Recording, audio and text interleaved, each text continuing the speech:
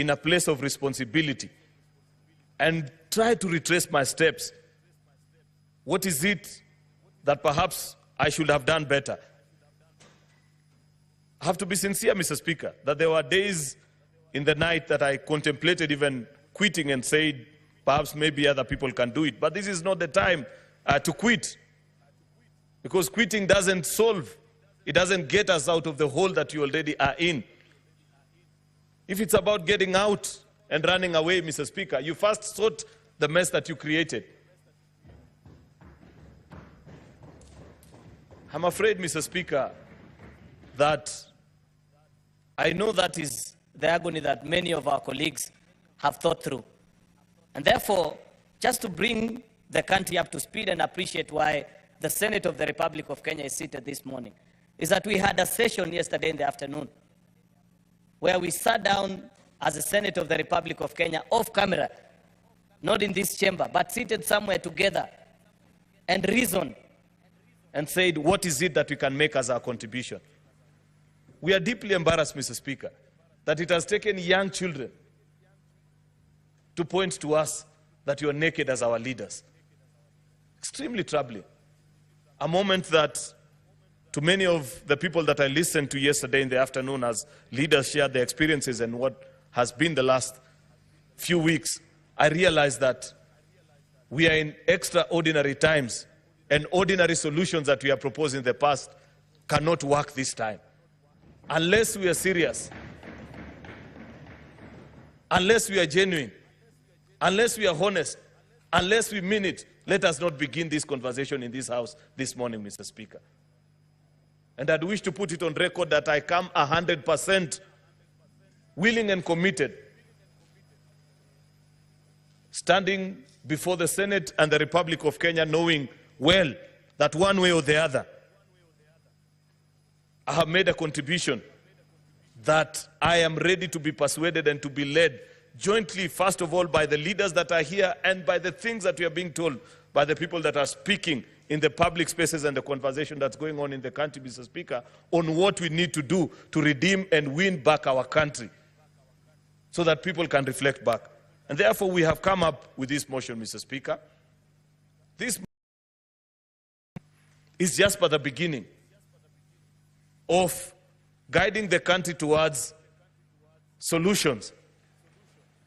And we'd wish to make a certain number of requests to you as our leader, Mr. Speaker, together with the office of the clerk that is here, that as members will be speaking, let it be known that many of them will take time to paint the state of the nation. That's why we have titled this motion, The State of the Nation, as it is, with no filters, with no embarrassments, Mr. Speaker, pointing and saying things as they are, that this is what is wrong, this is what we hear, and spend the remainder or the latter part of their conversation, Mr. Speaker, in proposing solutions.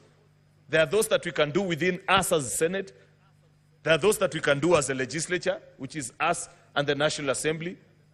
There are things and solutions that we are being asked to make a change at the level of the executive. We will make the recommendation.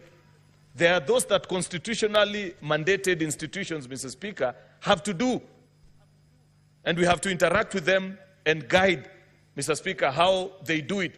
Because like I have already pointed out, Mr. Speaker, these are not normal times. And normal solutions will not get us out of this problem at this particular time, Mr. Speaker. Therefore, the request that we make to you is that get us staffers of Parliament who will classify, as members speak, all these challenges that you are speaking to and cluster them into the various thematic areas so that we are ready and willing to work whatever time over and above the call of duty, beyond even 6:30, Mr. Speaker, if that is what it will take, because unfortunately, we don't have time. That is the other thing that the young people are telling us. That's the other thing that I hear when I listen to what the country is saying. We are willing and ready to work, Mr. Speaker, so that we classify all these challenges and the various solutions that we are prescribing. Some of them have been suggested by other people outside the precincts of this House. Many others will be shared by these members because there are senior people here, there are people who are experienced, they know what the challenges are, and they know what the contribution can be. Therefore, Mr. Speaker, I want to appreciate the meeting that happened yesterday in the afternoon, where we agreed that not even apportioning blame at this particular time will rescue anybody. When the protesters showed up, Mr. Speaker, in Parliament last week, none of us was spared. And I'd like to say, rightly so. Because much as we may have wished that, oh, deal with the National Assembly, they're the ones who are handling the finance bill, they don't care. They just know that you're leaders. And you're the ones who, by whatever means that is possible, have done this or the other. And therefore we say that as a Senate, as we begin our reflection in the next few days, as we propose solutions, far-reaching implications, answers to questions that we are being asked as a people, in both our private and public spaces, Mr. Speaker. Because this conversation has not spared anybody.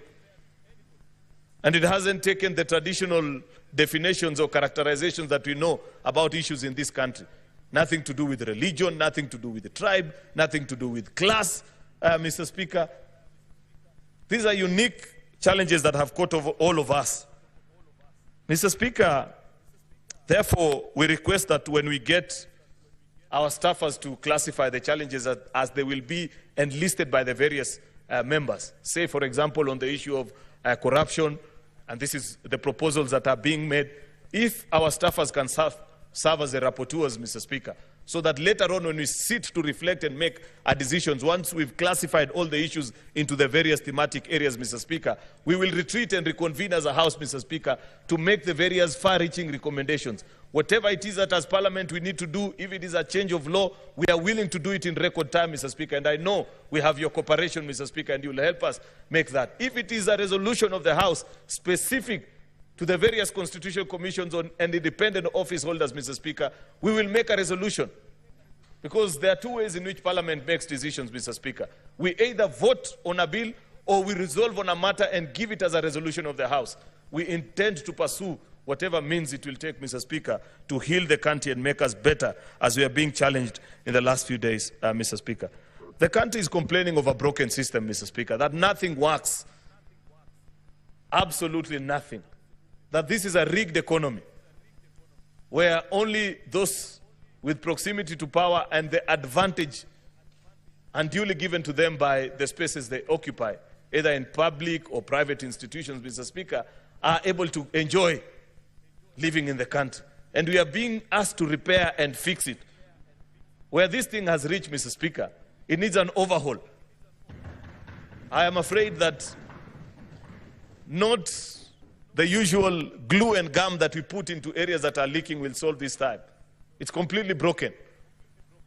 If it's a pipeline, Mr. Speaker, it is time to decommission and set up a new pipeline.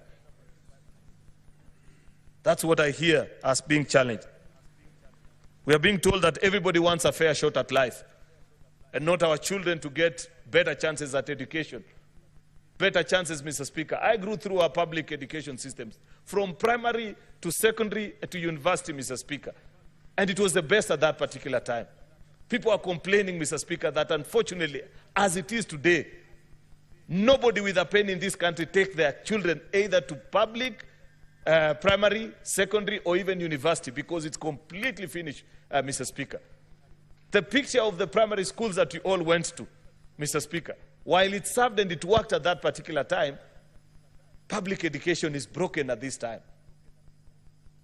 And we must make radical decision because, Mr. Speaker, that's what they are speaking to.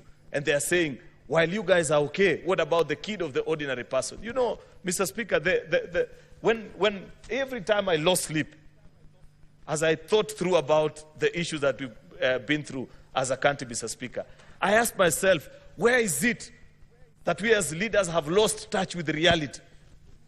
I didn't grow up as a child of privilege, Mr. Speaker, for your information. I am 38 years old. I came to this parliament at the age of 29. The first 29 years of my life, I spent them in Eastlands, deep in the slums. I have sold sim-sim, like these kids you see on our streets in Ngong Road as you drive, Mr. Speaker, and many times when I see them, I reflect back and I roll down my windows and I share with them because I know that they are complementing what their parents are doing. That's what sends these kids out to the streets. I know what it feels, Mr. Speaker. But why is it that when granted such an opportunity, we are not able to make it better? I believe that an opportunity to serve, Mr. Speaker, and this is what I hear us being told as the leaders, an opportunity to serve is to be reminded that we have issues, but we have looked at you and we think you have the wisdom and the ability to make it work for all of us. Can you go and serve? Go and make it possible for the rest of us to enjoy. But unfortunately, either by design or because that is what the country is accustomed to, Mr. Speaker, when you get the first line at the queue, we don't think about the second and the third onwards, Mr. Speaker. We are satisfied that so long as I've had my serving at the table, that should be enough. That's what people are complaining about, Mr. Speaker. And we are here to plead this morning that grant us the opportunity to lead the country as the Senate of Kenya in making the right and the correct decision so that we don't lose our country. I say this at this particular time, Mr. Speaker, so that people may know that in whatever we say, in whatever we do, anarchy is not an option. I'd wish to plead, even to those that are leading these protests and demonstrations, that if Kenya was to sink, unfortunately, not even them will be spared, Mr. Speaker. And I like the fact that many of the people have begun speaking out and saying that there are certain conditions that you must meet even as a person in some of the solutions that you are prescribing. Because you listen to what is being said in the online spaces, Mr. Speaker, some of the solutions that you can clearly see this will get us into more problems than already we are being unfortunately prescribed on us by people who are not within the borders of Kenya. And that's unfortunate, Mr. Speaker. But like I have said, it's not time to apportion blame and point fingers. It is time to lead the country and point them to the right direction. Because what our young people have done is that they have spectacularly, perhaps painted better than Galileo could ever paint, Mr. Speaker, a picture perfect of the reality of what it means to live in the Republic of Kenya today. Nobody could have done it any better, Mr. Speaker. And therefore, it's our duty. We are duty-bound as an institution to lead. Mr. Speaker, corruption has featured prominently in this conversation. In fact, at the heart of it, perhaps finance bill was just but a trigger. But the bigger conversation that the country is having is on the issue of corruption. And what is it that we need to do? We passed a new constitution in 2010, Mr. Speaker, and we thought at that particular time that we had finally succeeded to slay the dragon of corruption, because this is a challenge that as a country we've dealt with the last 60 years or 50, Mr. Speaker. But the question that people are saying is that instead of actually getting better, despite the fact that we have created independent offices, Mr. Speaker, it has become worse. EACC has crafted, and that's a conversation that we will need to have as a House. And eventually, Mr. Speaker, something that we haven't resolved at this point is when we have the thematic areas, shall we resolve them as a committee of the whole? There's a big thinking that says, given the national importance of this conversation, we cannot even relegate it to the committees. There are those that hold a slightly different view, and we will take time to reflect, and I am willing to be persuaded as I listen to my colleagues when they'll be speaking on this issue, Mr. Speaker, whether we deal with it as a committee of the whole. Because we must invite EACC here, Mr. Speaker. And they must tell us, Mr. Speaker, why is it that we are not succeeding? Is it the law? What is it, Mr. Speaker? What do we need to do as a country? Because what we know for sure is that the system has set up, even this design in our counties, Mr. Speaker, of saying you have an ethics and anti-corruption officer at every county, Mr. Speaker. Basically, what it takes is that they are quickly captured, Mr. Speaker, and they become appendages of the corrupt system in our various counties, Mr. Speaker. The same can be said nationally. And this issue, Mr. Speaker, if we are to be honest, and I wish that the country also indulges us, is that corruption is not only a problem of leaders. It's a national problem. It's a values problem that we have as a people. We cannot just speak, Mr. Speaker, about what leaders are doing without taking time to consider and say, how do we demonetize our politics, Mr. Speaker? How do we make politics less influenced and infiltrated by the power of money, Mr. Speaker. Because unless and until a country has that conversation, Mr. Speaker, I am afraid we are not likely to win this conversation. And part of the proposal that must come out of here, Mr. Speaker, is the process of removing money out of our politics, Mr. Speaker. That has destroyed the fabric of our society. And I like the fact that listening to the president the other day, he said, and this is something that, a conversation that many of us have had many times, that even this issue of Harambee is the way it's being done, Mr. Speaker, this presentation of resources, Mr. Speaker, that perhaps it's time to ban it from us as public officials, so that when I go before people, I tell them about policies that I have made to make their life better, not the 2 million shillings that I'm carrying in my car to give them to build a classroom for them, Mr. Speaker. That's a challenge that we must be willing to accept.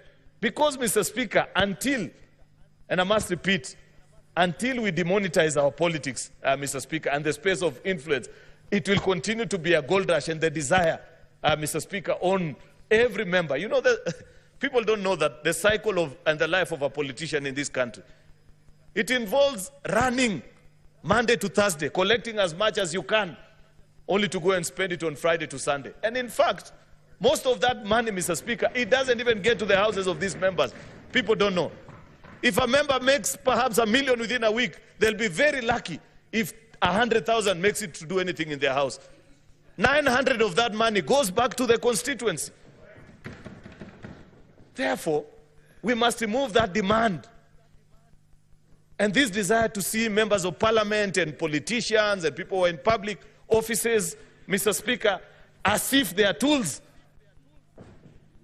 for pushing resources and money. Until we do that, but that's just the effects. What we need to address here today is a structural fight, and those that are in the justice and, Mr. Speaker, law and order society, that they must come here and we must reveal to each other and tell each other, why is it difficult?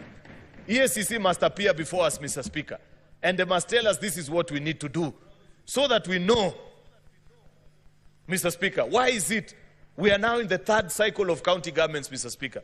Everybody knows why people can almost kill each other to be county governors, Mr. Speaker. But we don't have a solid case, not one, before any courts of law that can point out and say, this is what we have done as an institution, so that people know this is what we are doing. We will be willing, Mr. Speaker, because this has featured prominently. We are being even challenged, Mr. Speaker, as an institution on the things that we have done and said and the laws that we have passed. We must make it difficult. It must pain people, Mr. Speaker, to break the system after we repair it. The punishment must be punitive, Mr. Speaker, so that it gets to a point where people fear. You know, people don't fear to be corrupt in this country because they know what is the worst that will happen. I will be taken to court, I will pay a bail, and I will walk scot-free. Chances are I'll enjoy that money until I die. EACC must come to us, Mr. Speaker, and tell us even this new jurisprudence that they are trying to establish, where somebody steals $1 billion, then says, I am willing to part with 300 million, and we remove the case. Unless we didn't read properly. But good leaders have said, this is not the time to apportion blame. If there are things that they want us to change, is it their budget? Is it the law as we defined it, Mr. Speaker? Let us listen with an open mind and say, tell us what it is that will respond to this particular issue. Mr. Speaker, the judiciary also has been very silent while all this has been going. In fact, the only thing I've seen the Chief Justice speak about was on the issue of abductions, and I think later on, when her chambers were raided, she issued a statement or something to that effect. But listening into what we are being told and the conversation going around, part of the broken system is our judicial system, Mr. Speaker. People know, Mr. Speaker, that even if you're taken to court, you can find your way around it, Mr. Speaker, that you can buy justice. A country that sells its justice, Mr. Speaker, is not a country. If I know that all it takes for me to get away with murder, Mr. Speaker, is sufficient resources in my bank account, then that is not a country. Judicial Service Commission, Mr. Speaker, just like us and all of us that are in positions of responsibility, Mr. Speaker, must engage and be willing to guide us and say this is what has happened. If you listen, as people who are speaking, people have shared their experiences, how they have been disinherited of properties that were left by their parents because a rich person showed up, Mr. Speaker, and as orphaned children, they could not put up a fight before our courts of law. That is not the foundation of a judicial system, Mr. Speaker. And we need time to reflect. JSC must tell us, what is it that we need to do, Mr. Speaker? Equal opportunities has featured prominently. Many people are saying, we know that all it will take for you to get an employment anywhere is to have people of influence. We have constitutionally mandated institutions, Mr. Speaker, NCIC, and so many others. Let's see the studies that they have done so far, out of the millions that we have sent to them over the years. Are they just collecting per diems and traveling to Naivasha? Or they have done a scientific study that can help us to appreciate? You know, the problem in this country, Mr. Speaker, is that people love proposing half solutions. And that's what we are being told, that that is not enough. It is not just enough to tell us that this community has this percentage of jobs, this one's has the other.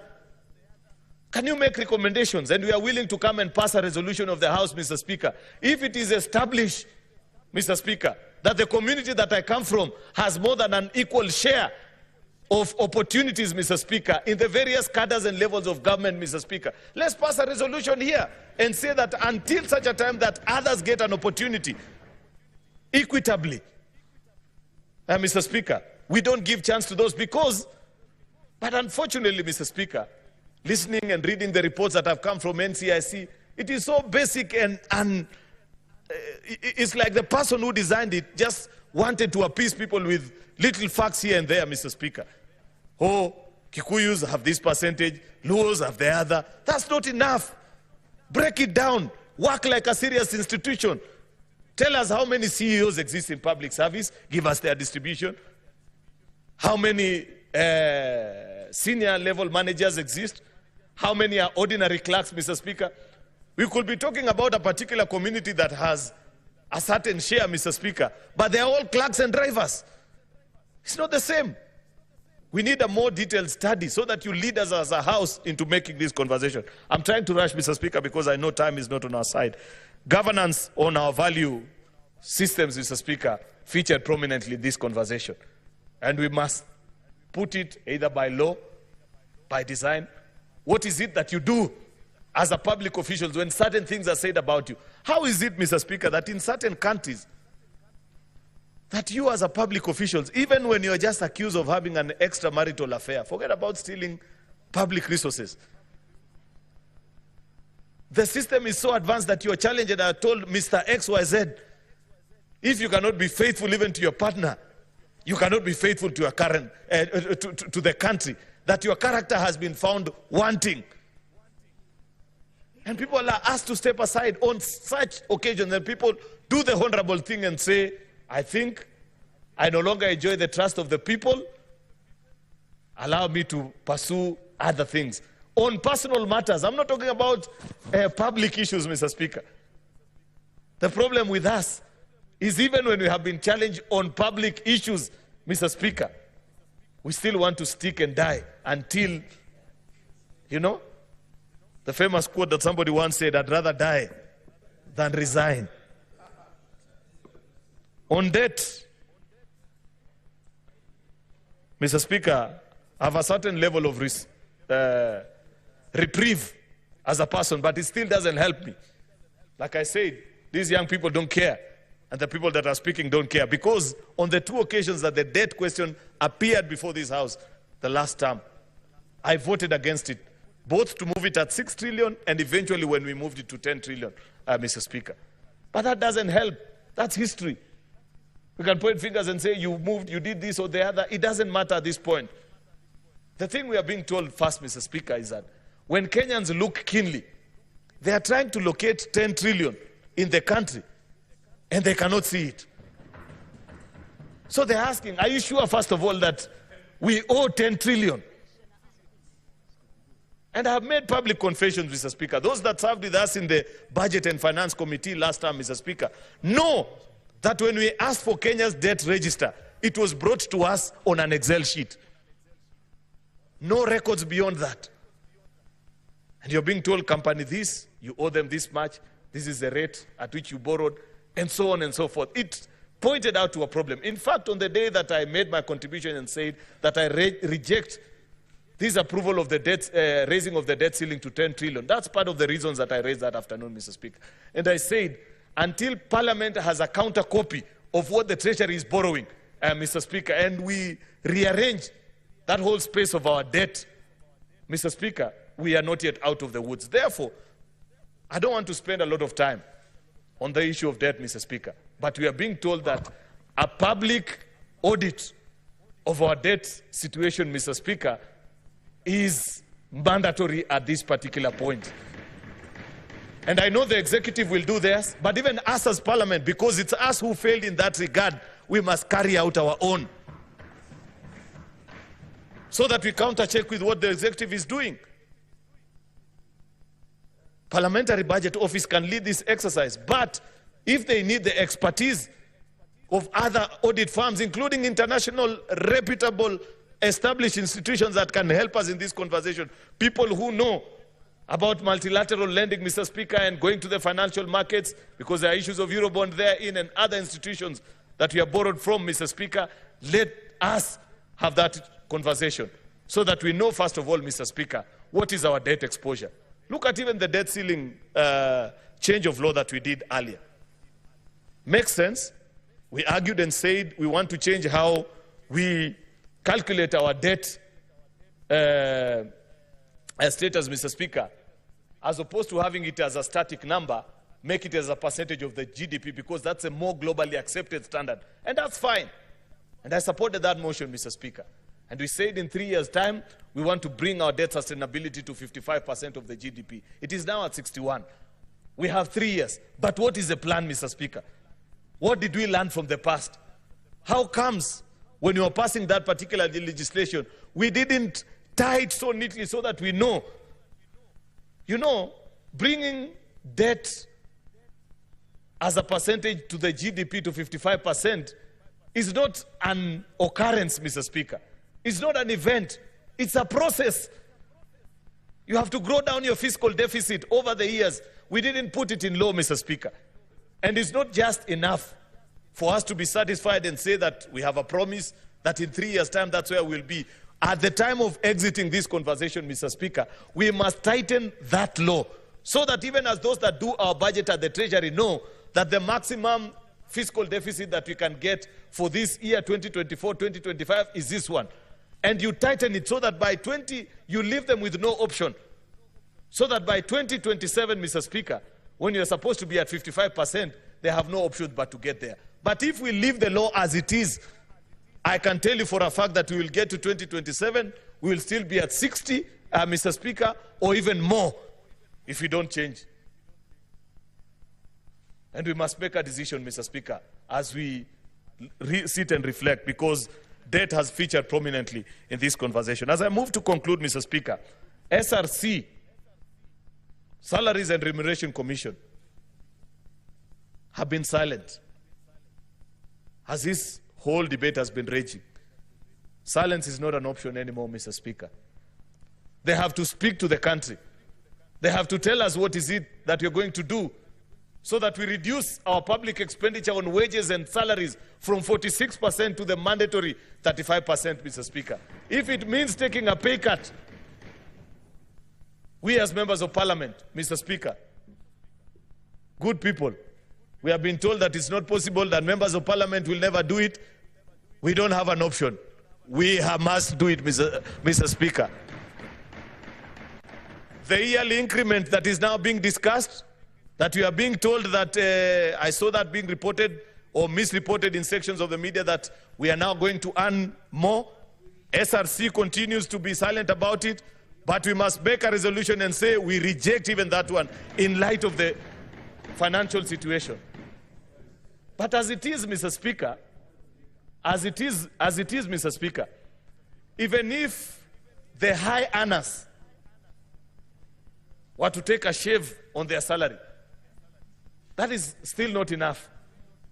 I don't have the statistics, and that's why I've said some of these constitutional commissions have failed us, Mr. Speaker. I don't know what will be the percentage of Kenyans say that earn over and above 100 and 150. But I'm certain, Mr. Speaker, they are in the slim minority of less than 10%. 90% of our public officers earn less than 100,000 and below, Mr. Speaker. And therefore, whatever savings that we can make there, let us make. But over and above, the thing that people don't like, Mr. Speaker, and this featured prominently. Senator Omogeni is out, but he knows this featured prominently in our NADCO talks. And a report that we tabled here, Mr. Speaker, unfortunately, which we haven't done with speed, Mr. Speaker, captured all the wastages that are in the public expenditure space and what we need to do as a country.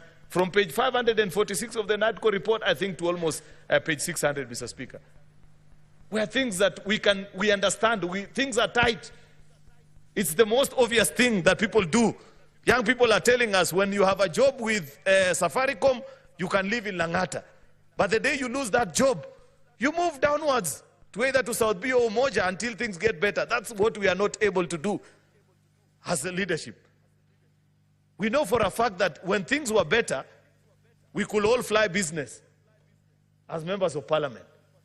But if you read the recommendation from NADCO, we have said any flight that is less than 3 to 4 hours, surely, must you fly business as a public official? 3 hours. You will not even sleep. You know? And so many things, Mr. Speaker, recurrent expenditure and wastages. Institutions, even parliament. And you know, I saw our staff criticize us and say, yes, we have been saying this or the other. But even our staffers, they need to know that this must come to them. You know, I've served as staff welfare chair, so I know a thing or two about expenditure in this institution. You will hardly get anybody in parliament, Mr. Speaker, on a Friday. Even to consider a report on something that happened in parliament, Mr. Speaker, people cannot consider it in parliament. It must be considered in Naivasha or Mombasa. As is the case in all our public institutions, we must lead by example, Mr. Speaker. And before we exit out of this motion today, we must give a blow-by-blow detail and say, what is it? What happens? Why is it that people cannot think in public offices on Fridays? That there must be somewhere in Naivasha, there must be somewhere in Kisumu, there must be elsewhere. Mr. Speaker, I don't think that there is any correlation between better consideration of a tender document or evaluation exercise that comes when you leave Nairobi, Mr. Speaker. These are extraordinary times, Mr. Speaker, and I must appreciate that there has been guidance, Mr. Speaker, and we are being reminded that because the finance bill has now been sent back via presidential memorandum and all clauses have been deleted. You know, that's a space that many people misunderstand. And sometimes we need to help people also appreciate parliamentary procedures. Number one, finance bill remains to be a bill. It's not an act of parliament, like many people have seen misreported in public spaces and says, oh, it takes effect on such and such a day. But as a sign of goodwill and trust, because trust has been completely eroded at this time, Mr. Speaker, I think the worst thing to do is for the National Assembly to come. The Budget and Finance Committee considers that recommendation immediately, Mr. Speaker, so that people are satisfied that that is behind us. But having done that, of more importance, the National Treasury must table the new budget estimates that captures, Mr. Speaker, the new reality. Less 3.9 trillion, less the 346 that was lost. And people must take a cut. In fact, my proposal, Mr. Speaker, it's a very simple exercise. 346 out of 3.9 trillion budget, Mr. Speaker, is 9%. At least at the national level, because I wouldn't wish that the same be applied to our counties. For counties, it must be on equity basis, Mr. Speaker. But on government, national government institutions, just do a pro rata cut. If your budget was 300 billion, Mr. Speaker, as a state department or an agency, you submit your new estimates less than 9%, so that you are left to go and do the reappropriation of whatever needs to be done. And by next week, Mr. Speaker, we have a new budget that captures that particular reality. Because like we are being reminded. Living within our means is not an option anymore. And I believe that when our colleagues reconvene in the National Assembly, they'll be guiding us in that particular. But I have to be specific and say, because in the first instance, the distribution to counties was not pro rata, then the shave, I don't know what is being proposed, and we will wish to be reasoned, but it cannot be pro rata to counties, Mr. Speaker. We must, at the very least, I know it's not in my place, but at the very least, Mr. Speaker, counties should not get less than what they got last year. At the very least, Mr. Speaker. I know it's difficult, but somehow, somewhere, we must protect. Though, members, I don't know if you follow this conversation, even in our own county level, people have become more critical in budget-making process. And they are beginning to ask our county governors, can you lay out your budget in public? So that we see also where is your confidential vote, like there was. You know, there are many budget lines that people don't follow. But now people are becoming more alive to reality of the budget-making process in our counties.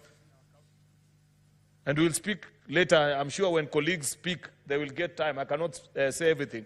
To say on also the architecture of devolution, whether as is presently moving, Mr. Speaker, whether it can work. You know, Mr. Speaker, you are governor. Between 2013 and 2017, many young people, women, and the vulnerable made a life out of doing business with counties. And there was spread of resources within, you know, in every village, you could see a young person and you'd be told so and so, he's a road contractor, he supplies this and the other, he trades with the county, and therefore people could begin to appreciate. These are things that were completely unknown to the country before the promulgation of the new constitution. Post-2017, there are no such people in our villages, Mr. Speaker. In fact, I have said on the floor of this house many times that unless the governor is your personal friend, or sometimes even unless he's your father, nobody can dare supply to our counties anymore. Nobody can dare trade with them. As protectors and custodians of devolution, Mr. Speaker, the House charged with the responsibility to make sure that devolution works in our county. Before we exit this motion, we must propose a way forward. If it means forcing our governors to first clear all the pending bills that have been found to be eligible, Mr. Speaker, before rolling out any new development, so that you give life at least to the many women and young people, Mr. Speaker, that have lost whatever little savings that they had by trading with counties, Mr. Speaker. We must pass that particular resolution today, Mr. Speaker. On the issue of police, I just want to speak to two final issues, then I conclude. I once said in a public forum, I was asking, where is the IG? That was in relation to the killings that were going on in Kerio Valley. It's been 2 weeks of protests, Mr. Speaker. Kenyans have lost their lives, others have been beaten, there have been challenges, police have faced also very difficult and hostile gangs on the streets. I am yet to hear the voice of the Inspector General. I am deeply troubled by that, Mr. Speaker. It cannot be right. We were in this country, though I was not a leader and I was a young person in university, Mr. Speaker, when we faced the post-election violence, day by day, General Hussein Mohammed will brief the country and speak to the country and give them an update of what is happening. How can we face such a crisis, Mr. Speaker? Up to this particular point, I don't know what the Inspector General thinks. I don't know what is the challenge. We don't know these things that are being discussed. Mr. Speaker, the question at the back of my mind, is this really the right man for this job? Mr. Speaker, we must think critically, finally, about Article 37. We have had conversations and debates here on this house, were the demonstrations peaceful or not. How is it that we continue to struggle as a country with this thing of peaceful demonstrations? What is it that we are supposed to do?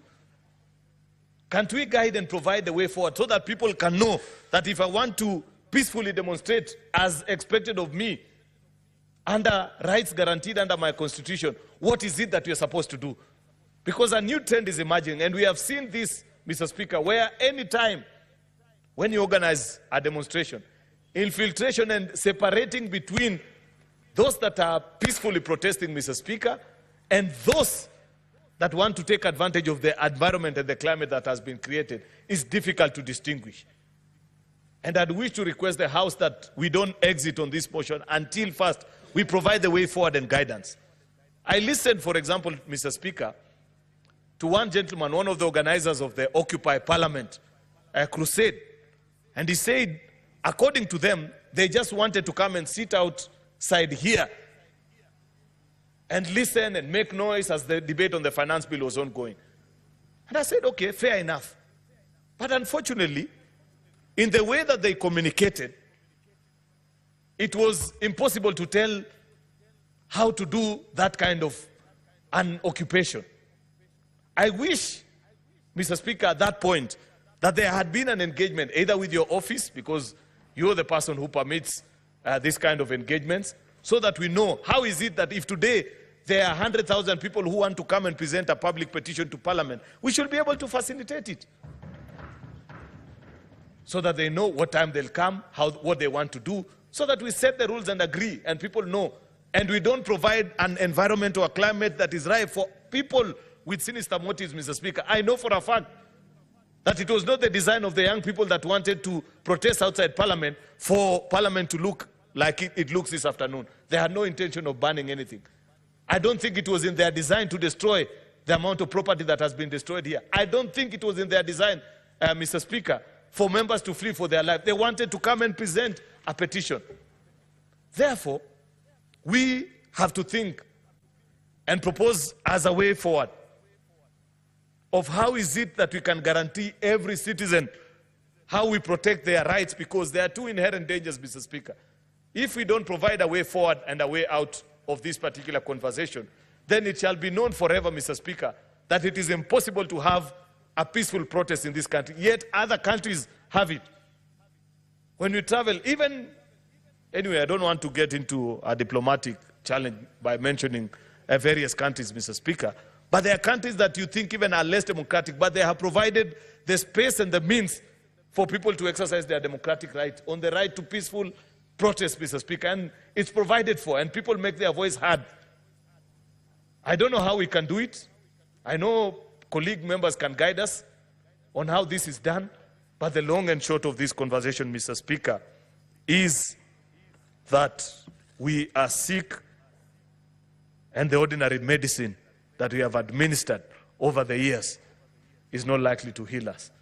We need new medication, Mr. Speaker. Therefore, with those many remarks, Mr. Speaker, I beg to move and request the leader of minority, Senator Justice Retired Stewart Madzayo, to second this motion, Mr. Speaker, and lead the country towards the right path. I thank you, Mr. Speaker.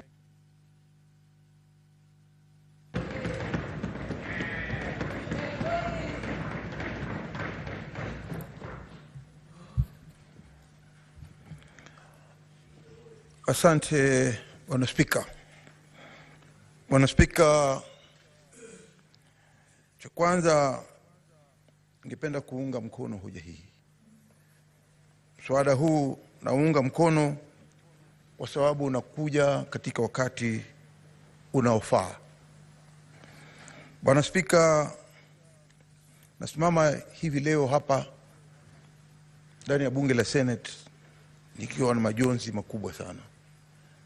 Tukiwa na majonzi sisi kama bunge la Senate kwa sababu hivi sasa Kenya imeweza kupoteza maisha ya watoto wa Kenya 39. Na vile vile tukiangalia katika mahospitali yetu yote katika Kenya, kuanzia sekta zote katika Kenya, kama ni kuanzia baharini mpaka Lake Victoria, kuanzia ukumbi wa magharibi mpaka mashariki,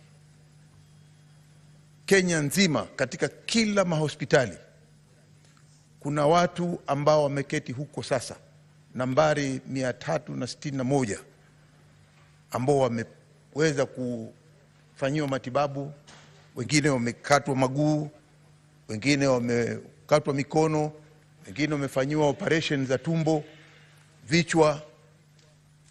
Hivi sasa wako na majanga ya maumivu wakiwa wamelala katika hizo hospitali.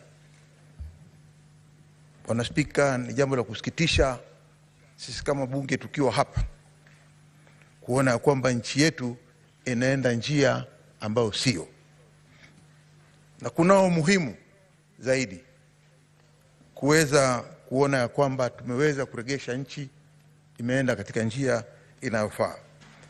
Bwana Spika,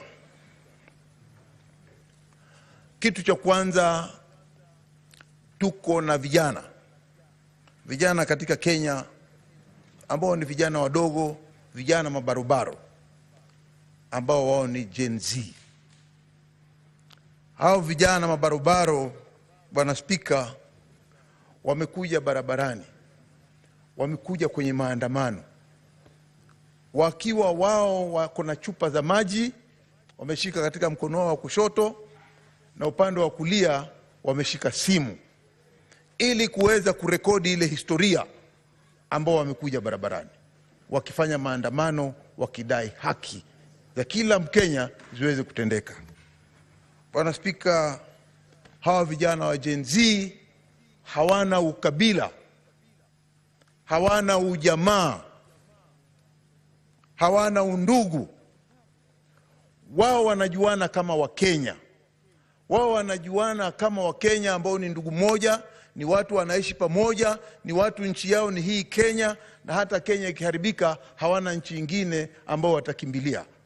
Kwa hiyo wamekuja kutengeza historia na kurekodi historia kwa sababu wanadai haki zao. Bwana Spika, jambo la kusikitisha, tunaona ya kwamba polisi ambao ni utumishi kwa wote wakiongozwa na Inspector General Kome walitumia nguvu kupita kiasi kuweza kusimamisha maandamano haya ambayo yalisababisha vifo, ambayo yalisababisha watu kuumia. Hivi sasa tunavyoongea kuna watu pengine wamekatwa miguu, wamekatwa mikono, tumbo zao hazijulikani kama watapona namna gani. Na kufikia sasa, Bwana Spika, ni jambo la kusikitisha. Na mimi nataka kusema ya kwamba wazee wote, wakina mama, poleni sana. Sisi kama bunge la Senate tuko pamoja na nyinyi katika barabara hii, na tunaendelea kusupport hao vijana kwa sababu ya kwamba maandamano yao yako katika sheria na yako ndani ya katiba. Bwana Spika, nataka kusema ya kwamba inajulikana kiwazi sababu ya haya maandamano. Bwana Spika, sababu ya haya maandamano yaliletwa kwa sababu ya ile bili ama ule mswada wa fedha. Mswada wa fedha ulikuwa na mahesabu ambayo yalikuwa si sawa. Yalikuwa yanaweza kutoza ushuru wananchi ambao umepita kiasi. Bwana Spika, tunajua ya kwamba ushuru ni haki ya kila mwananchi aweze kulipa, lakini ushuru ukipita kiasi ama mambo ambayo hayafai kutoza ushuru yakiwekwa hapo, ni lazima watu waweze kuandamana ili kupata haki yao. Bwana Spika, tunaona kabisa ya kwamba hii bili ya fedha ama huu mswada wa fedha uliweza kuleta mushkili mkubwa sana ndani ya nchi yetu ya Kenya. Na sisi hatuwezi kulaumu wale vijana wa Gen Z kwa sababu walipokuja walisema ya kwamba mswada huu unagandamiza kila mwananchi. Haugandamizi tajiri peke yake, haugandamizi maskini peke yake, bali unagandamiza kila mtu katika nchi. Bwana Spika, sisi kama viongozi tunasema ya kwamba ni lazima tuwe na nidhamu. tuwe na nidhamu, kwa sababu Bwana Spika, tunaona ya kwamba hivi wananchi wanavyoendelea kuishi, hawaishi katika maisha mema. Maisha yamekuwa ghali na kila kitu katika Kenya kimekuwa hakiwezi kupatikana kirahisi. Jambo ambalo nataka kusema zaidi ni kwamba kumezuka ile sehemu ya watu kuwa na majivuno. Wale watu ambao wanawajivunia sana ni wale watu ambao wanafanya ufisadi. Bwana Spika, tumeona katika harakati za wale wa Kenya ambao juzi jana tulikuwa pamoja. Hivi leo watu hawajamaliza miaka miwili ndani ya hili bunge. Tunaona ya kwamba watu maisha yao yamegeuka. Wamekuwa matajiri zaidi ya vile inavyokana. Bwana Spika, utajiri huu ambao unaopata kigafla, kama ambao umechukua ndege unaruka juu unakuwa tajiri mara moja na dakika 45 unashuka chini umefika Mombasa, ni hali ya aibu. Na mambo kama haya ambayo tunaonyeshana, mambo ya kusikitisha. Kenya yetu inataka iwe na amani. Wako watu wanaishi. Tuliona hata yule balozi wa Uingereza alisema sasa watu wamekuja hivi karibuni walikuwa hawana kitu, sasa wamekuwa matajiri mpaka wanatutapikia. Hii ndio tunaona ya kwamba Gen Z wanasema hii aibu kama hii isitendeke katika nchi yetu.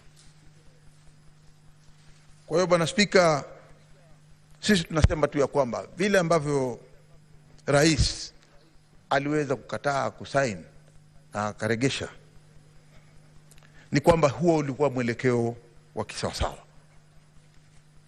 Nataka kusema ya kwamba wale ambao wamepoteza maisha yao, Bwana Spika, waweze kupewa na waweze kwa serikali iweze kuangalia kwa wale wote ambao walikuwa wamepatikana hasara hiyo katika maandamano haya. Bwana Spika, sisi kama bunge la Senate tuko tayari wakati wote. Hawa Gen Z wakiwa wanataka kutuona sisi kama bunge la Senate, tuko tayari. Waseme ni wapi na mahali gani, sisi tuko tayari, tunaweza kuketi nao. Hakuna wakati bunge letu hili la Senate limeahirishwa kwa sababu hatutaki kuonana na wananchi. Hapana. Hata wakati wa vita, mabunge yote katika ulimwengu huwa yanabaki yakisikiza wananchi, kwa sababu mabunge ndio yanaweza kutekeleza mwelekeo wa taifa. Na hivi sasa sisi tuko tayari. Tunasema poleni sana kwa wale ambao walipatikana katika hii hasara ya maandamano, na kwa wale vijana wote Gen Z, bunge la Senate liko wazi. Wakati wowote wakitaka kuonana na sisi kama bunge la Senate tuko tayari kukutana nao. Bwana Spika, la mwisho nataka kusema ya kwamba kwa sababu nimetangulia kusema kwamba kuna watu ambao hivi sasa wamelala katika mochari ambao ni 39 katika ile ratiba ya hesabu, na pia kunaweza kuwa pengine kuna wengine zaidi katika pande zote za Kenya mbalimbali, na wale ambao wameumia. Tunasema kwamba wale mapolisi ambao walitumia nguvu zao, walitumia bunduki, badala ya kutumia ile bunduki ambao unatupa kile kikebe cha kutoa machozi, waliweza kutumia bunduki zile ambazo ziko na risasi na kupiga hawa wananchi ambao walifariki. Tunasema ya kwamba hao polisi hatua lazima ichukuliwe na washikwe, waweze kupelekwa kotini, wachajiwe na makosa ya kutumia bunduki ama kutumia nguvu zaidi na kuumiza wananchi ama kupoteza maisha yao. Kitu cha pili, nataka kusema kwamba wale wote ambao wameshikwa wako ndani hivi sasa, wameshikwa kiholela, aidha kutolewa katika gari kama vile tuliona yule mbunge wa zamani alivyotolewa. Tunasema ya kwamba wale wote ambao hivi sasa wamewekwa ndani korokoroni kwa makosa haya ya kuandamana tu, tunasema ya kwamba hao watu wawachiliwe mara moja.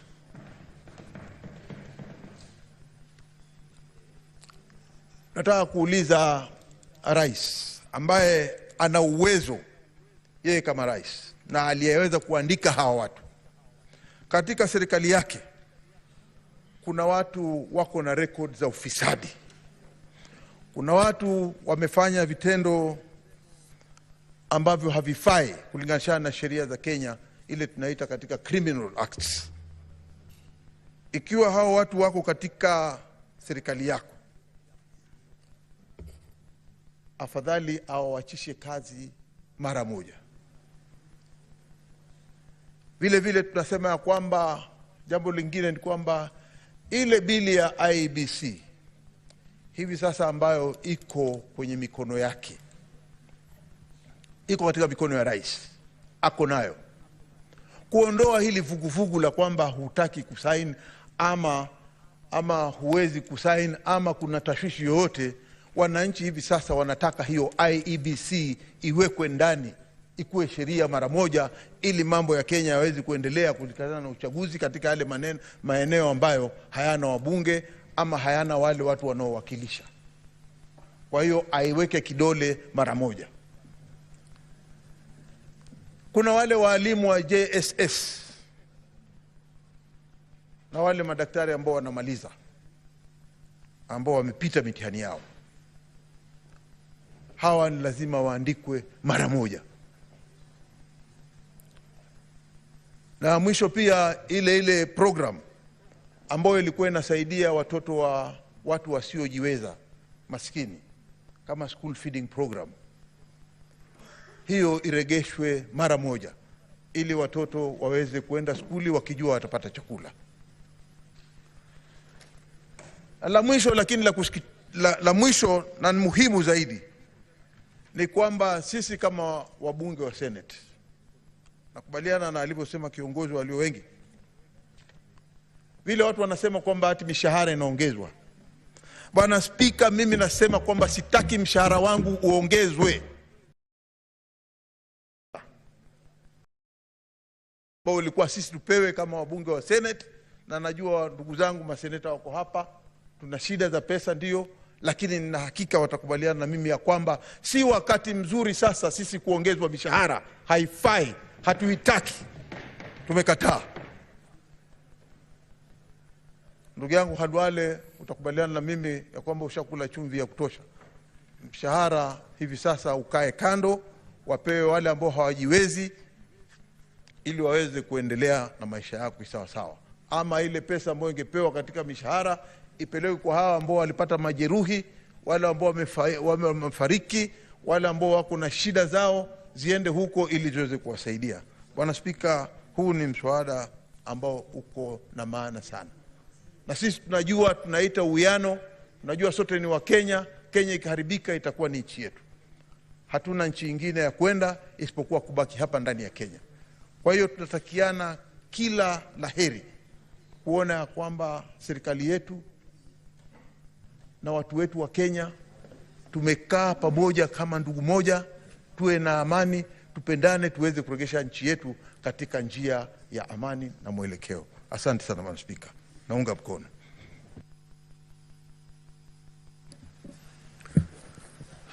Honorable Senators, I will now proceed to propose the question.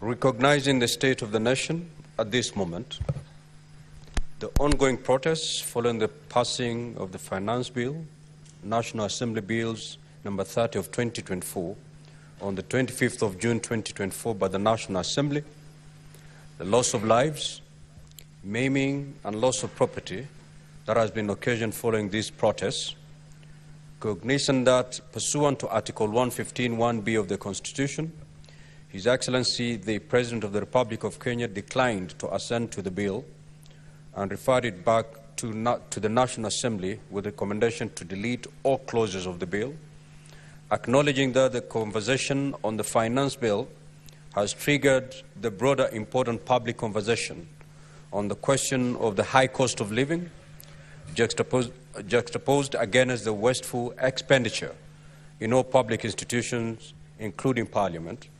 Further, acknowledging the issues raised by the youth and other members of public to do with corruption, impunity, incompetence within state and public appointments, opulence lifestyles of public officers, unemployment and high cost of living, amongst other issues bedeviling the economy.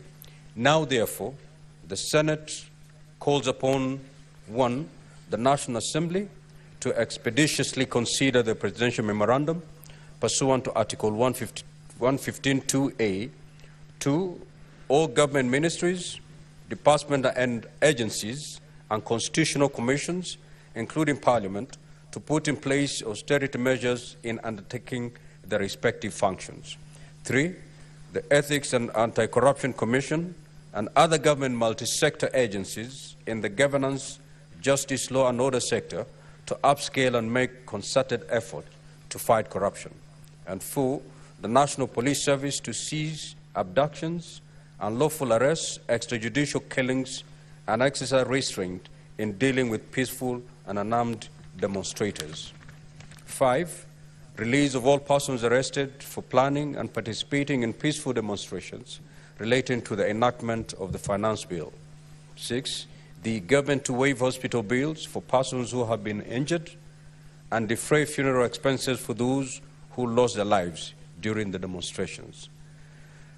And 7, the judiciary to prioritize and expedite all court cases relating to the enactment of the finance bill and the resultant demonstrations. 2, considers all the challenges facing the country and makes necessary recommendations to address them.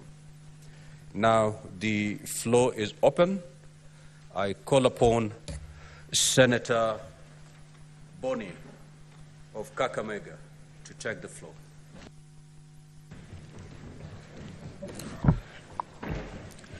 Thank you, Mr. Speaker. Mr. Speaker, accept my compliments for allowing us to reserve time and place for this very important motion. And Mr. Speaker, allow me to equally compliment the leader of the majority and the leader of my minority for speaking not just from their minds, but especially from their hearts. I never thought in my life that in this House I would listen to the wonderful speech by the young Senator Aaron Cheruiyot.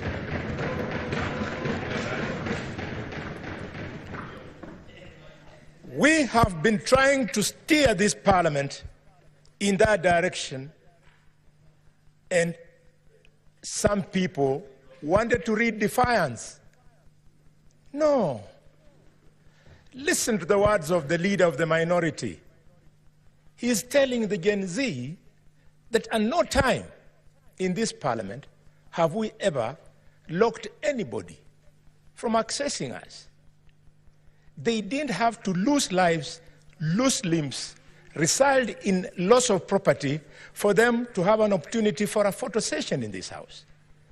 Every day, the Speaker's Gallery and the public gallery has not only remained open, but it always has people. In fact, there are times, Mr. Speaker, when we are not sitting, the Sergeant at Arms allows people to come and sit in these benches. We didn't have to pay this price. Mr. Speaker, I therefore want to open my remarks by passing my profound, heartfelt condolences to all Kenyans who lost their lives, who were injured, and whose property was destroyed. Mr. Speaker, I specifically missed to sit in this House on Wednesday last week when I should have, because a woman who has been selling me fried groundnuts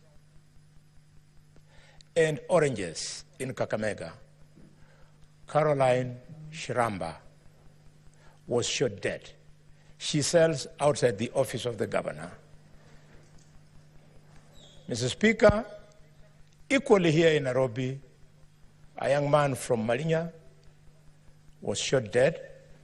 So these things have come very close.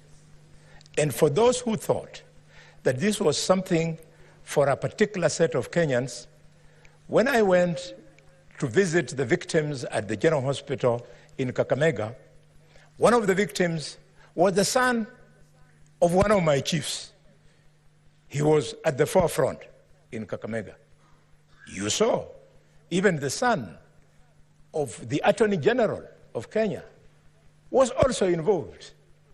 I saw the son of Honorable my brother, Junjuri, was involved. I particularly don't know where my children were. Probably they were also involved. The only thing that missed was that they were not captured on camera. Mr. Speaker, where are we? 4 things that are unprecedented have taken place. The first one is that for the first time in the history of this country, the president refused to assent to the finance bill. It is unprecedented. 2, Mr. Speaker, the youth did what they did. Some people call it inversion of parliament. Others call it desegregation of parliament. I don't know what to call it. I can only say they did what they did. Mr. Speaker, never in the history of the 4 presidents we have had in this country have they ever contemplated on deploying the military the way we did. Mr. Speaker, finally, you saw across the whole country members of the public torching homes and properties of elected leaders. We are indeed in a bad place, and therefore, as we say in our community, when you are mourning, you don't mourn with shame. We must speak to it, as I wish to do now. Mr. Speaker, we are where we are today because Kenyans hate and are angry with the ongoings in the country. And if we don't speak to them and take action, we will go nowhere. It was never the finance bill. It was simply that the finance bill was a trigger. Why? Because public servants, led by ministers, are very, Mr. Speaker, corrupt. And people hate this, and people are angry. Yesterday, colleagues, I was called by a minister whose name I don't wish to bring on the floor because it's not necessary. And he was very angry with me for the position that I have taken, especially over the weekend in Nabaholo, over corruption in the cabinet. He told me very many strong and bad things. Because people who the other day we were working with here want to think because the Constitution has given them a different office as opposed to the offices as ourselves we have been given, they are therefore in high heaven, they should be worshipped. Nobody should mention their name even when they are wrong. Mr. Speaker, people are angry and hate public servants because of our own making. The public display of wealth and opulence, unless members of the public can quickly see where you've gotten it, they will not be happy. Over the weekend, I was speaking of a young member of parliament from my community who has bought a helicopter. And I know him very well. I wish him well to continue accumulating wealth. I wish him well to continue accumulating wealth. But please, I'm asking the president to ask himself, how can the membership of an MP to a committee of parliament be the basis for him to be able to afford some of the things that are not affordable? Honorable Didmus Barasa, take it easy.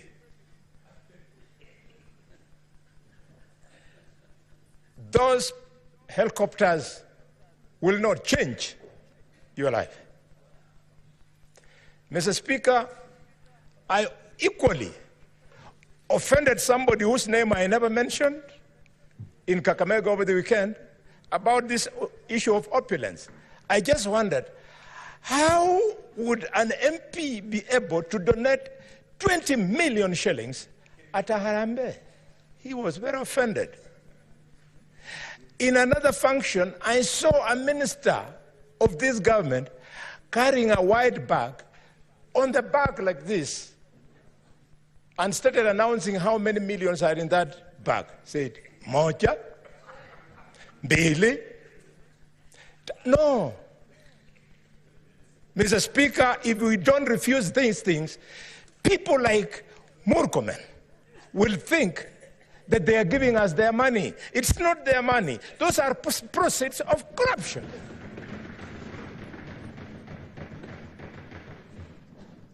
This House is saying no. Because of that anger, look at what our children did. Mr. Speaker, people are angry and hate us as leadership because every weekend, helicopters, they crisscross the skies, all of them going to functions where these millions are being dished. Mr. Speaker, the fuel guzzlers that we drive, I know if you go to this parking, Mr. Speaker, you can see the difference between the vehicle four-wheel drive driven by your senators compared to those ones driven by members of the National Assembly. In the parking of the Senate, you see Prados. But in the parking of the National Assembly, you see high-end vehicles that sometimes you only see. And why, Mr. Speaker? Because of an unconstitutional fund called CDF. That unconstitutional fund, the courts made a pronouncement that it was unconstitutional and illegal. How did we respond as Parliament? The National Assembly, without blinking an eye, went and exercised legislative impunity by twisting the act so as to be allowed to continue with that unconstitutional, illegal process. Mr. Speaker, as I speak to these guzzlers, you have seen colleagues. You are there struggling to rush to this Senate, then an MP, then a Secretary General of a political party comes with chase cars, his vehicle having the national flags with a siren, and the police does not arrest those people. The law is very clear on who should actually fly the national flag. The law should be very clear on whose convoy should be cleared with sirens. This is the impunity that is making our young people to turn against us.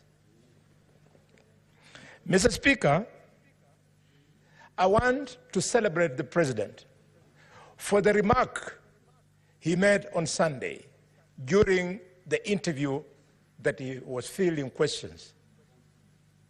I did not support the fact that the President was fielding questions. I did not. Because I know that the President has people who are supposed to have fielded those questions. As like the leader of the majority was saying, the responses to security that the President was doing should either have been done by regular briefs by the IG or by Professor Kidura Kindiki. What was the President being put there, being humiliated by the people of the media? But I celebrate him for accepting that we have wasteful expenditure in several offices in this country. Professor respected Gitu Muigai gave, while in office, a legal advisory opinion on something called the Office of the First Lady. I urge you, colleagues, to go and read that opinion. He convinced me, and those who will read it after me, that the issue of First Lady is actually foreign to our Constitution. As if it's not enough, we had not only have the office of the First Lady, wife of the President, gobbling millions of shillings, we also have another one for the office of the wife of the Deputy President, another one for the office of the wife of the Prime Cabinet Secretary, another one for the office of the governors. I always say, God bless Kenya. If I had that ambition, then if I were to ascend to one of these offices that people think they should have those wives as first ladies, you would shake my family. Who will be my wife? Who will be the first lady? Will be my first wife, my second wife, my third? Which one? Those are private family issues that should never be brought in public. I am a student of Michael Kijana Wamalwa. I am a student of George Welime Captain. I never saw Wamalwa's wife or George Welime's Captain's wife address any function, not in Luhyaland, not in their constituencies, nowhere else. Their purpose was to make sure that visitors have eaten. What became of husbands in this country? Mr. Speaker, very quickly, because the light is now on, people are angry and hate us because of impunity. The impunity you are seeing, that we have a director of public prosecutions who, from Monday to Friday, sits scheming on which language and which law to use so as to help people who are politically correct, criminals who have court cases, to be released. I don't know if that is why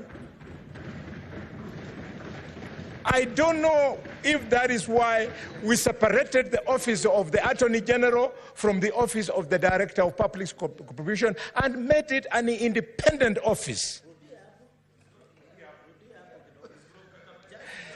Not only from Kakamega, but the DPP is my sister's son from Malinya there. That it's not necessary Let criminals who have stolen property, and you know them, go through the due process. If it was working, some of the ministers in office today would not be ministers. They became ministers because a corrupt parliament allowed them to become ministers, and then the DPP followed it up by withdrawing their cases. Mr. Speaker, impunity of tribalism. Leader of the majority, you have said it. Where will the children from the tribes where the president does not come from, where a deputy president does not come from, where the prime cabinet secretary does not come from, how will they get jobs?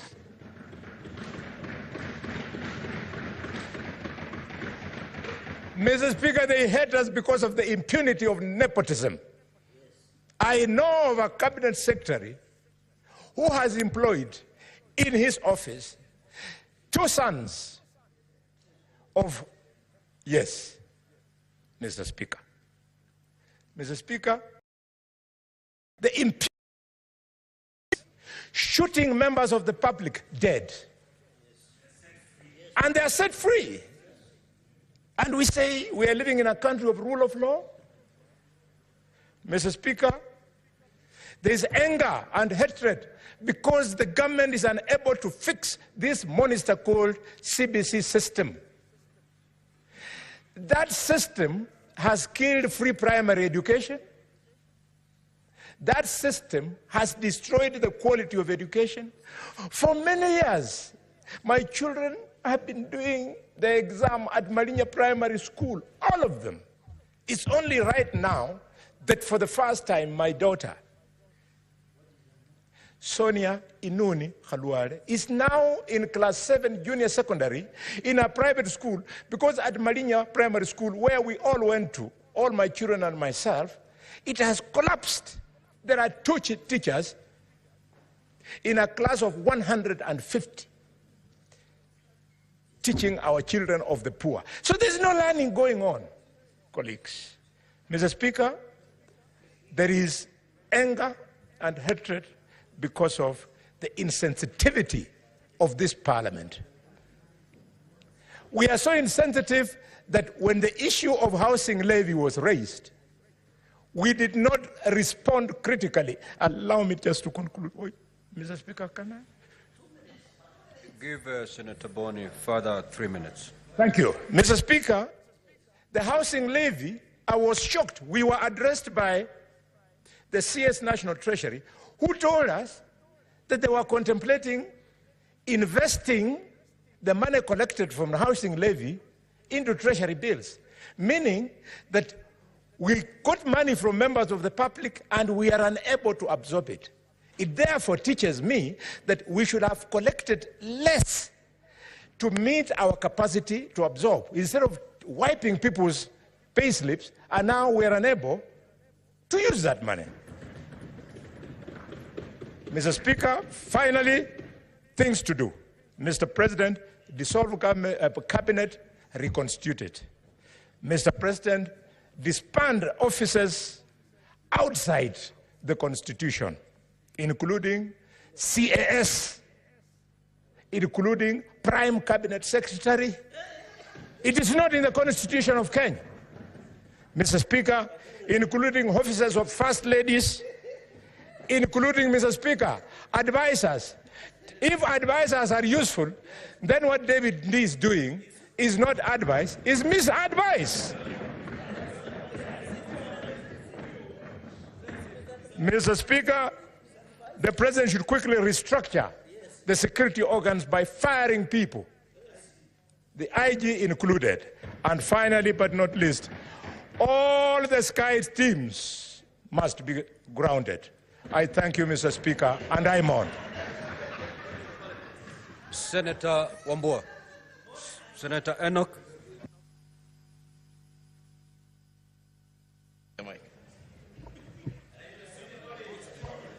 Yeah? Okay, let me use the dispatch. I have a lot of documents.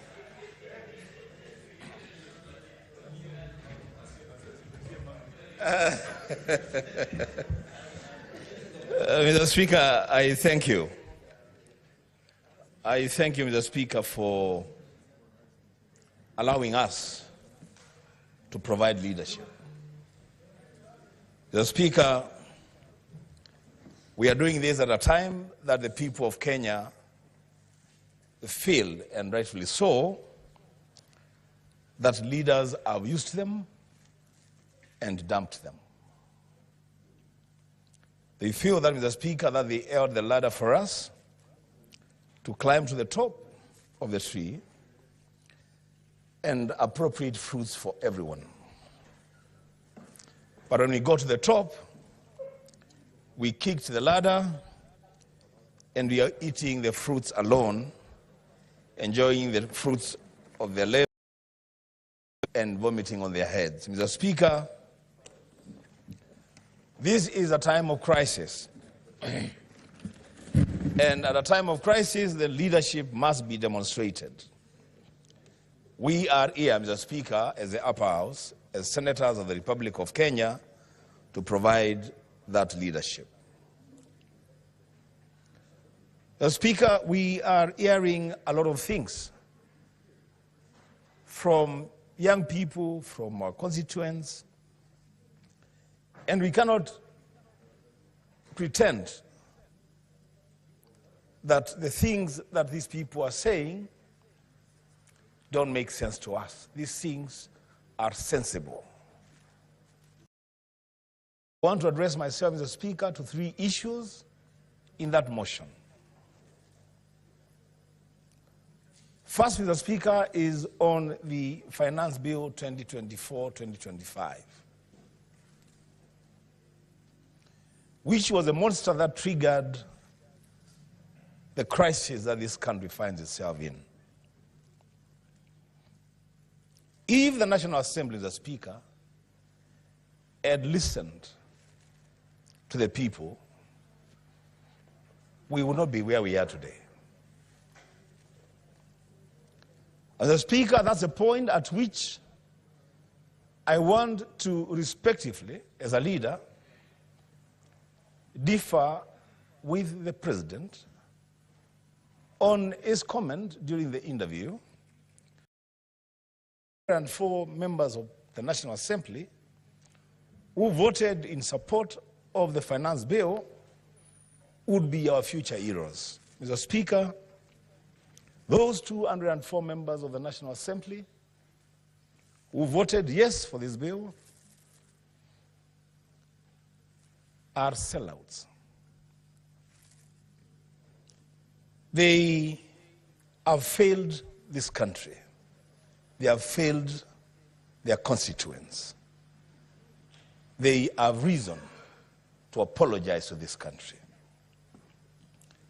As a Speaker, we are where we are,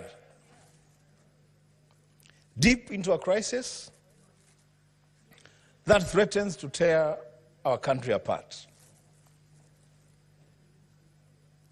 The young people on the streets are the true patriots, people driven by a deep sense of love for their country. They don't want their country to go to the dogs. They love their country, they love their lives, they have a future to look into. The Speaker, I must applaud this upper house of the Parliament of the Republic of Kenya for at a time like this, because this is what is required of leadership. The leaders in the lower house, whose action has brought us where we are, have run away. We are here to clean up their mess. They should forever occupy their space and listen when the people of Kenya speak. They must listen when the upper house speaks. Mr. Speaker, my reading of Article 115 of the Constitution on presidential assent and referral tells me that, Mr. Speaker, we have a window to take possession of the finance bill referred by the President to Parliament and deal with it. Why do I say this, Mr. Speaker? I say this, Mr. Speaker, because the article deliberately says that the President shall refer the bill back to Parliament for reconsideration. Article 93 of the Constitution is both the National Assembly and the Senate. Mr. Speaker, lead with courage. Bring that bill to the floor of this House this afternoon or tomorrow, and let us deal with it. Mr. Speaker, on the matter of the austerity measures as captured in the motion that we are debating today, first I want to call out the SRC, led by Lynn Cherop Megich. You are completely out of order, completely out of order. How dare you publish salary increments for public and state officers at such a time as this? What exactly do you want to achieve? In fact, Mr. Speaker, because the majority leader, when he was moving this motion, he said that there are some institutions that must appear before us. The first institution should be the SRC. Who has sent them to fuel discontent in the country at a time that this country is bleeding? Who does that? Mr. Speaker, I want to echo the words of my leader, the minority leader in the Senate. We as senators, and we will pass it as a resolution at the end of this motion, we are not interested in that pay rise. We are not interested. In fact, one of the conversations that we have been having, and it will crystallize by the end of this motion, is where do we cut our own budgets as a Senate, as individual senators? For the SRC to do what they have done, I want to say this on the floor of this House: shame on that institution, and shame on Lynn Cherop Megich. The Speaker, the other officer that I want to call out, and I want to borrow the ears of the majority leader, because this is important. This is very important. I want to call out the head of public service, and for a reason. On May 24th, a day before this crisis started in this country, the head of public service wrote to the Public Service Commission to begin the process of recruiting CASs, the Cabinet Administrative Secretaries. Who does that at such a time as this? Who does that? Mr. Speaker, we want to call on the head of public service to receive that letter like yesterday.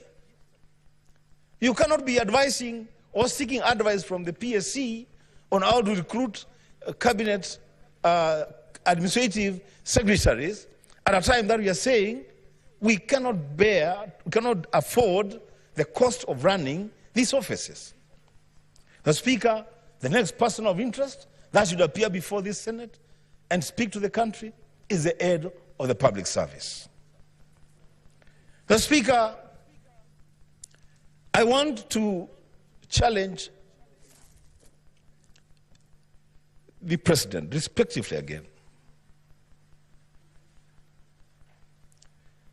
The cost of living is what it is. Too much talk is not helping anyone. We have said everything that could be said. It is time for action. And there are things that I know the president can do and bring down the temperatures in this country. One of the things that he can do, even today, is to reduce the size of his cabinet. Mr. Speaker, the Constitution, Article 152, gives the president the minimum number of cabinet secretaries and the maximum number. He can appoint between 14 cabinet secretaries and 22 cabinet secretaries. As we speak now, we have 21 cabinet secretaries. The Speaker, I want to call on the president, as a demonstration that he has listened and understood what the people are saying. Reduce the size of your cabinet from 21 to 14, the minimum. Merge departments. Reduce the number of principal secretaries from 51 to around 30, or even 14, to match the number of cabinet secretaries that we have. The Speaker, and there is comparable jurisdiction to this argument. When you look at the United States of America, where we go to borrow money all the time, and we go for benchmarking all the time, Senator Alwale,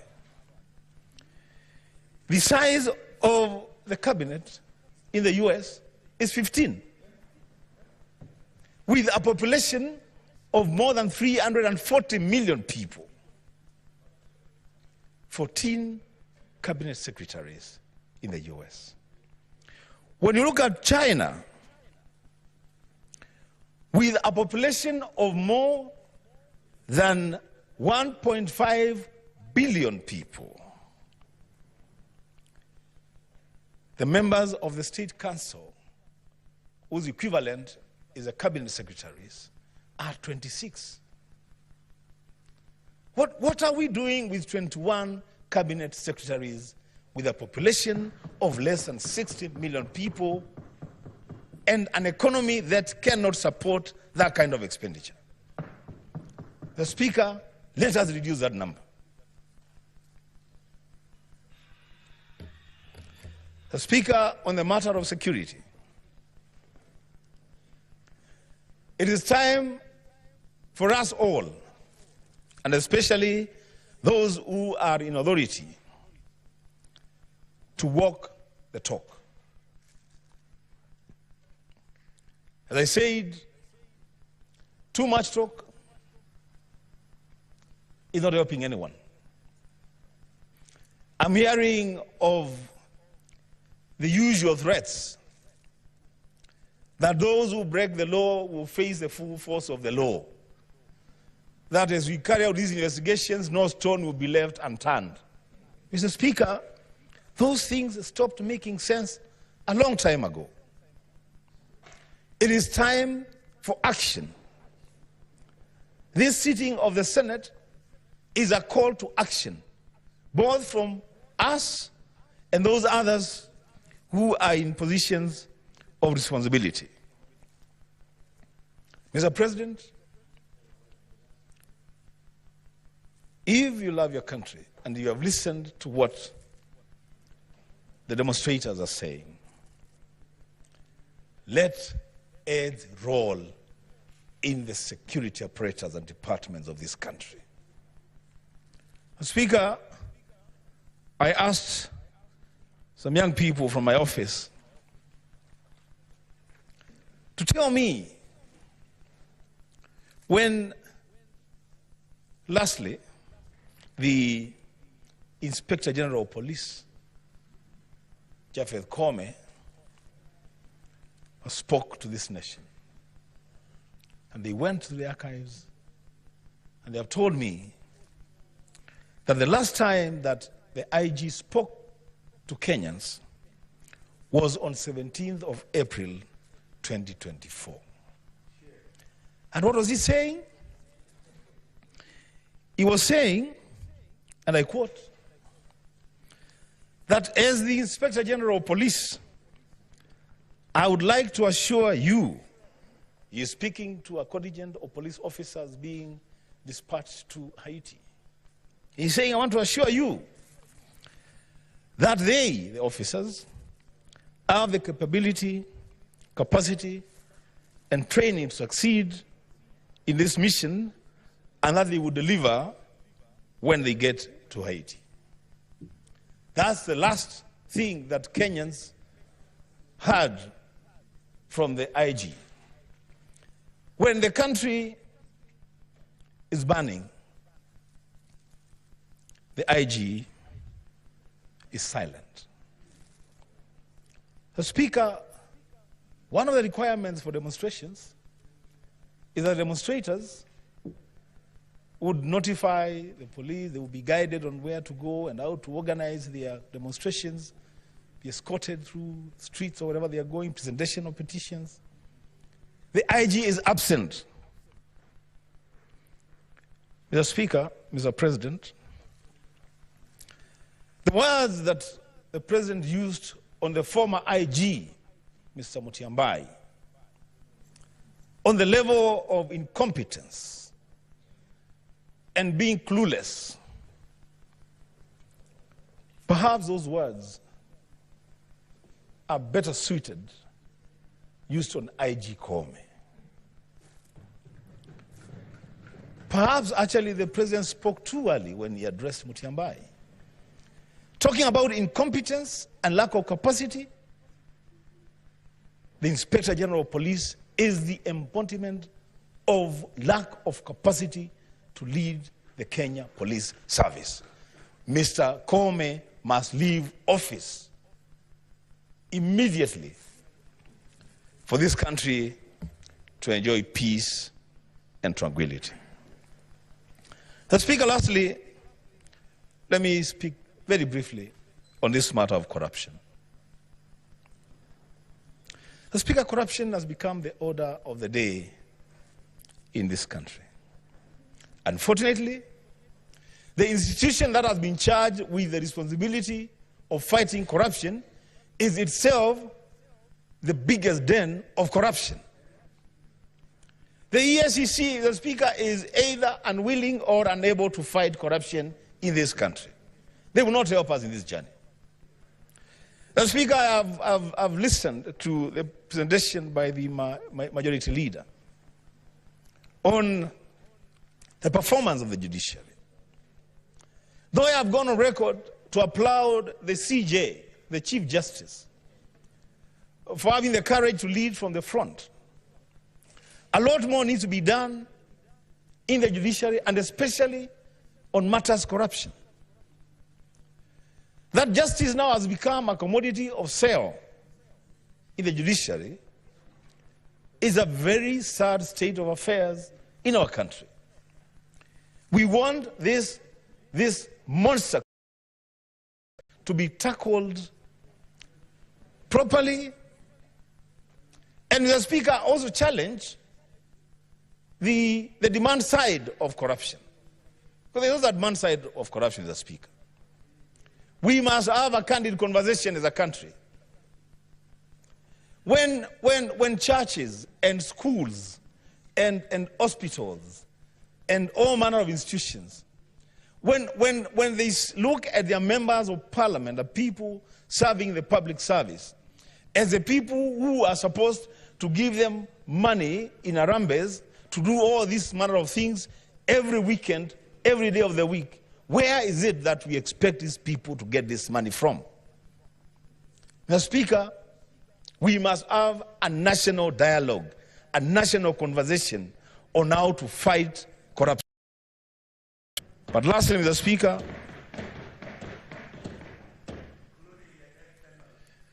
the Speaker, including what Senator Onyonka has said, but more seriously and more importantly, this thing about members of parliament, about public officers being expected to dish out money in a Harambee, every day, every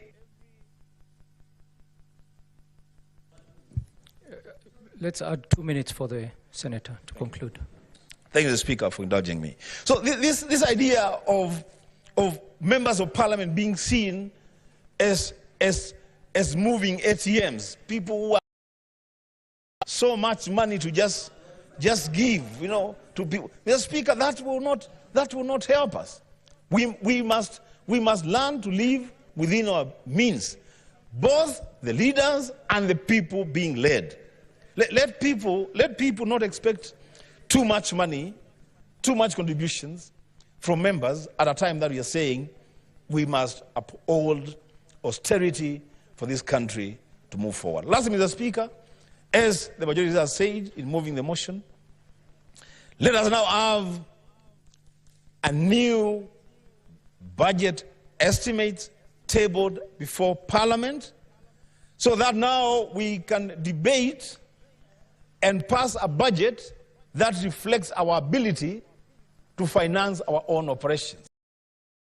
There's no reason why the members of the National Assembly added themselves 30 million shillings for CDF. What for? If you multiply 30 million shillings by 280 constituencies, that is 87 billion Kenya shillings. 8.7 billion Kenya shillings. Why are we doing that? For what? In fact, that money should be going to counties as part of the equitable share.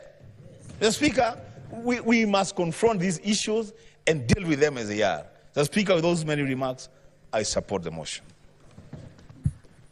Senator Samson Cherargei.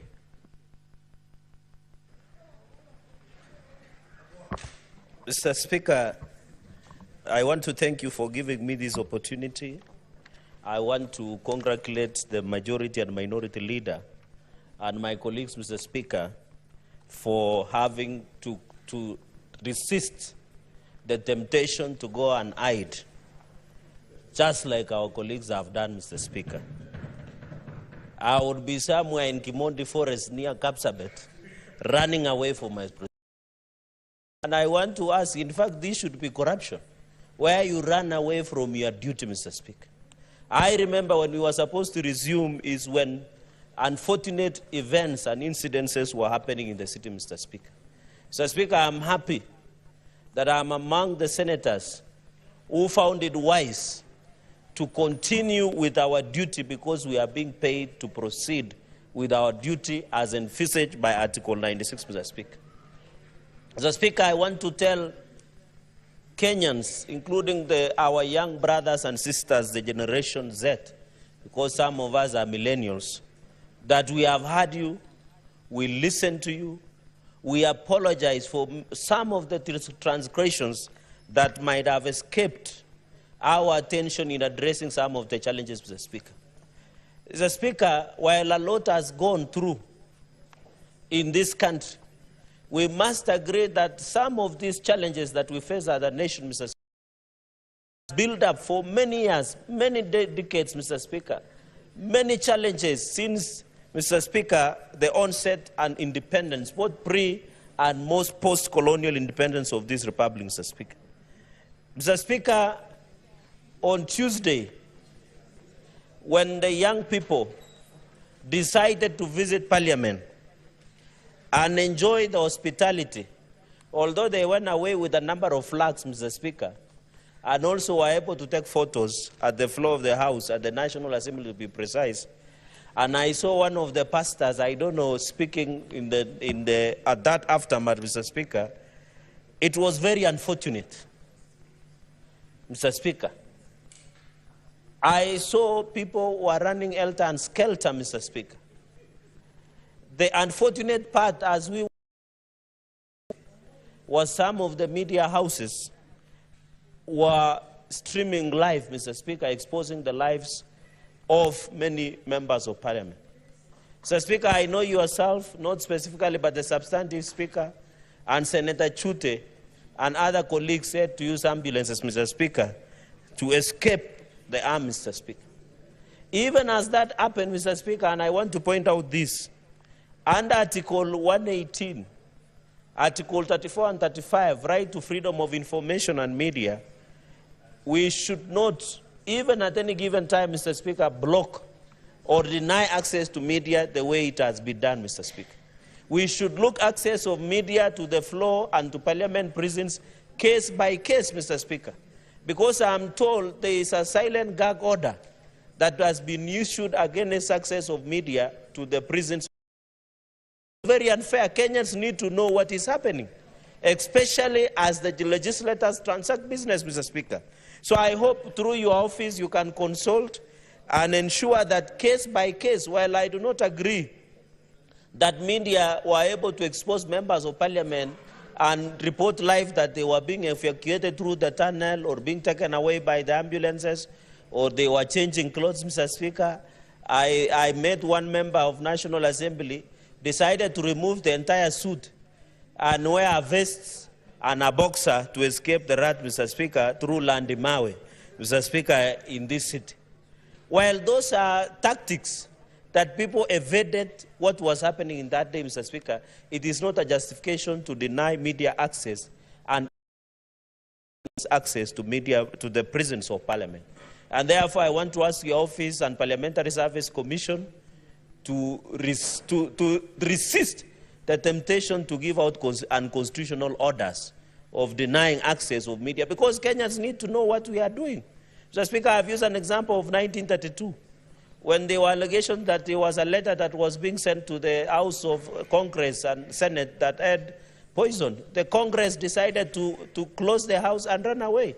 In the subsequent elections, the entire congressmen were voted out, but the Senate of the Republic of United States of America remained true to its cause and addressed the remember. And that is why we have distinguished ourselves, Mr. Speaker, as the upper house. Mr. Speaker, there are many issues that young people have raised. Issue of corruption, issue of governance, both at national and county governments, Mr. Speaker. Issue of lack of opportunities. Issue of nepotism, Mr. Speaker. Issue of not being listened to, Mr. Speaker. There are many challenges, and I want to assure the Gen Z and any other Kenyan, Mr. Speaker, Parliament is a public place. If there were proper organization, they would have accessed Parliament. Many Kenyans access Parliament. I want to put this straight, Mr. Speaker. Under Article 126(1) of the Constitution of Kenya, Mr. Speaker, Parliament can sit anywhere. And I want to call upon the Gen Z and any other Kenyan can sit in Uhuru Park. Parliament can sit in Migori. That is why we have Senate machinery, Mr. Speaker. The Constitution gives us as a parliament to sit even in Karisa, in Mandera, even in your county, Mr. Speaker, and listen to the Kenyans. And I'm happy as we talk this, Mr. Speaker, on the Senate machinery, we are doing it in Busia. We have done it in Makueni. We did it in Turkana. We have done it in Wasingishu, Mr. Speaker. Kenyans should know that Parliament is ready to listen to them. Under Article 126 of the Constitution, Parliament can sit anywhere within the border. Even if they want us to sit in KICC, we can sit there, Mr. Speaker, and listen to Kenyans, and especially the Gen Z, Mr. Speaker. Number 3, Mr. Speaker, from the onset, I want to send my deepest condolences, Mr. Speaker, from my family, from myself and the great people of Nandi County, to many Kenyans who have lost their lives, unfortunately, and wish quick recovery to many Kenyans who, as both, Mr. Speaker, have endured injuries during this, Mr. Speaker. And therefore, Mr. Speaker, even when we exercise Article 37, Mr. Speaker, the law is that it must be peaceful and unarmed. On the first few days when the young people came out, Mr. Speaker, the protests were largely peaceful. It was later, Mr. Speaker, infiltrated by the criminals, Mr. Speaker. I've seen incidences where the security officers have been injured. You remember the inspector of the police that lost both hands, Mr. Speaker? We have a number of police officers who they have injured and some have lost their lives, as well as the protesters, Mr. Speaker. I want to ask, even as you protest under Article 37, Mr. Speaker, which is your right, peacefully and unarmed, let us resist the temptation of allowing goons and criminals to infiltrate, Mr. Speaker. And I want to challenge the DCI and other security agencies, Mr. Speaker. Should anybody who is a criminal or goon who is looting public property, Mr. Speaker, because I know, Mr. Speaker, the business community was stating that, and I hope the Ministry of Interior will sit and evaluate at the end of all these chaos, Mr. Speaker, because I saw they were putting value of looted property to be around 3 billion Kenyan shillings, Mr. Speaker. Therefore, I want to challenge, Mr. Speaker, that even as young people and any, they should do so in a peaceful manner, and the police should provide, Mr. Speaker, the necessary security. Mr. Speaker, I want to borrow the many other issues that my colleagues and associates strongly with. Ordinarily, it should not be the president responding to all these other issues, especially on regular security briefs, Mr. Speaker. I would have expected even the police spokesperson. We used to have somebody called Owino as the police spokesperson. Mr. Speaker, Brian Shusho. Now we have the Inspector General of Police. In fact, the only time Inspector General of Police has responded is when he saw allocations of fatalities in Haiti. He sent a statement, Mr. Speaker. Even not legally, even morally, Mr. Speaker, the Inspector General of Police should have even appeared on a regular basis to update the country on security situation, Mr. Speaker, and tell the country how many people, unfortunately, have died, how many have injured, how many properties have been looted, or what is the state of the security, Mr. Speaker. What is the state of the homeland security, Mr. Speaker? I think that is the least we expected from Inspector General of Police, Mr. Speaker.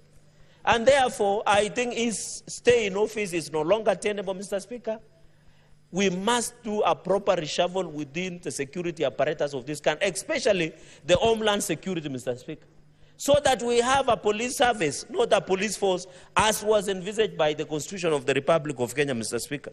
So I agree with my colleagues that the Inspector General of Police must be called out for failing to provide leadership, Mr. Speaker, for failing to morally and legally even update the country on security situation, Mr. Speaker. We are being told there was demos, Mr. Speaker, yesterday. There are others being planned on the way. The least we expect, cases of where police have shot, Mr. Speaker, incidences. It should be briefing the country at what circumstances that the police shoot some of the protesters, and are they working together with independent policing oversight authority? IPOA, Mr. Speaker. Number 3, Mr. Speaker, is on corruption. My colleagues has put it, we know, Mr. Speaker, when I raised an issue of opulence of some of the cabinet ministers, I was blasted, I was accused of being jealous, I was accused of not knowing how to do deals. Mr. Speaker, I was accused of coming to take tea and mandazi in parliament instead of going to Tanzania and other countries to broker deals, Mr. Speaker, which is very unfortunate. And I was just calling out, don't eat too much and vomit before the feet of Kenyans. As a former ambassador would say, Mr. Speaker, even in my culture, where I come from, you don't eat and open your shirt. It is a culture, Mr. Speaker. And I called out, and you remember, I was being blasted left, right, and center, Mr. Speaker, and I warned them that if this trend of displaying opulence by members of parliament and some cabinet ministers without humility, and I'm happy, Mr. Speaker, for the last 2 weekends, at least the quality of hair has improved. Because when choppers were crisscrossing, it was also affecting our agenda of climate change, Mr. Speaker, where people would fly in, land, reorganize the program of a funeral or a church service, speak, insult other elected leaders, Mr. Speaker, call them dimwits, call them fools, the way I was being called in Nandi last year, give out the money that God knows where they got it from, millions of shillings, and they fly away from the chopper, disrupting, Mr. Speaker, a social function for the next 1 hour or 30 minutes, Mr. Speaker, until they settle, Mr. Speaker. So the issue of corruption, and I think, Mr. Speaker, as a proposal to the President and EACC, Mr. Speaker, we must start doing lifestyle audits to all of us, state officers and all governors. Any person who is serving in a public office, we must do lifestyle audit. We must know, so that the reason Kenyans were on the streets, the reason Gen Z were calling us out, is because they are wondering, how can you contribute 20 million shillings in an Arambe, and yet they don't have even 100 shillings. They were wondering, minister would be in Arambe counting millions of shillings, and the roads are not there, Mr. Speaker. And the water is not there, Mr. Speaker. So they are wondering, we are telling them the economy is bad, but we preside an Arambe worth millions of shillings, Mr. Speaker. It is not bad to do an Arambe. It is not bad to help people, but we must do their and I'm telling you, I know some people, even who had bought shirts for funerals, dark suits, because their only thing was just when they hear social function, Senator Sifuna, they appear. But they have never visited the bad roads that are in our counties or look even at the water, Mr. Speaker. But they will find time to go and insult other leaders, Mr. Speaker. I think corruption also is not doing your job. Mr. Speaker, it doesn't necessarily that you have stolen, failing to do your job with integrity, reporting to your duty station. And therefore, number 3, I propose that EACC must be disbanded forthwith with capital letters. They have failed from national to counties, Mr. Speaker.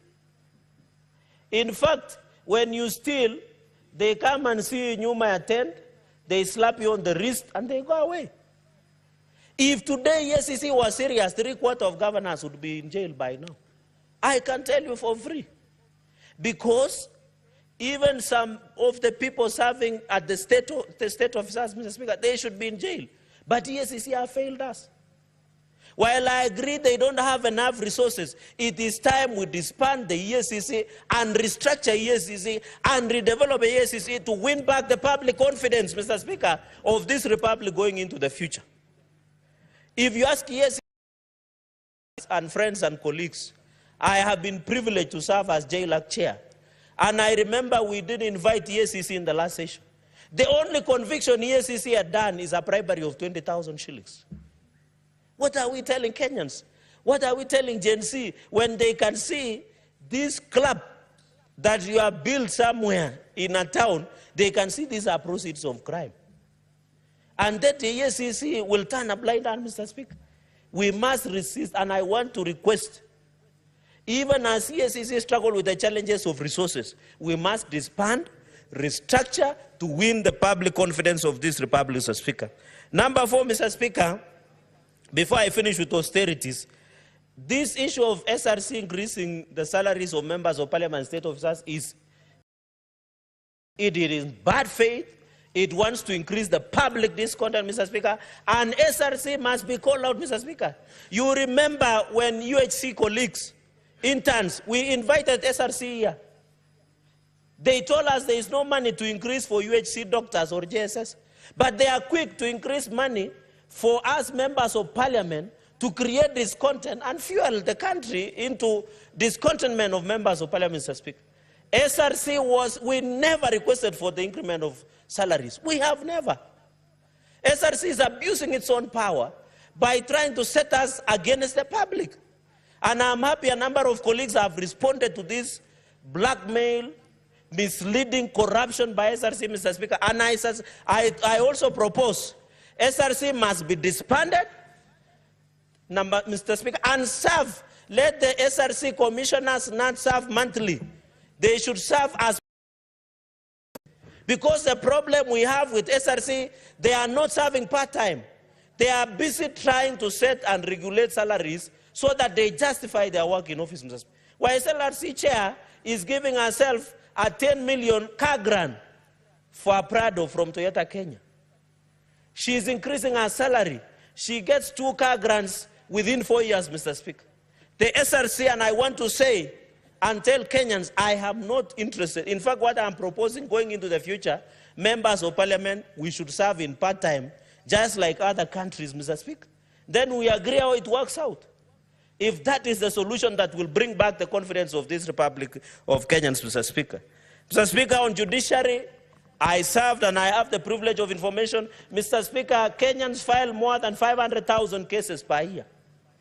I saw the chief effectively saying they can open up to midnight to handle these issues that we are experiencing. But she has never done anything about clearing backlog, Mr. Speaker. The bitterness Kenyans have is that they have a court case. They have not gotten a court order. For those people who do not have means, they are suffering, Mr. Speaker. But the Chief Justice, to appear right and to appear popular, Not to appear right, to appear popular but not right, is just giving a public relation exercise to the gallery by saying now, since everybody is no longer safe from Gen Z, and you know he was visited the other day in his office, she thinks by saying, let us handle all the protesters being brought to court, Mr. Speaker, who are not organs, is fair. The real problem with judiciary is it should give us the matrix, the timeline of clearing cases, Mr. Speaker. And how can you justify from 1982, there is a court case up to today, a succession case, Mr. Speaker? Mr. Speaker, it's corruption. Kenyans are very, Mr. Speaker, are mad with all the institutions. And I want to tell everybody who is serving as a state officer, no one is no longer safe. Senator Majority Leader Aaron Cheruiyot will tell you, Wamboka Wanami and Samuel Atandi, when they wanted to cross for safety, they could not. Because the people say, ndio wale.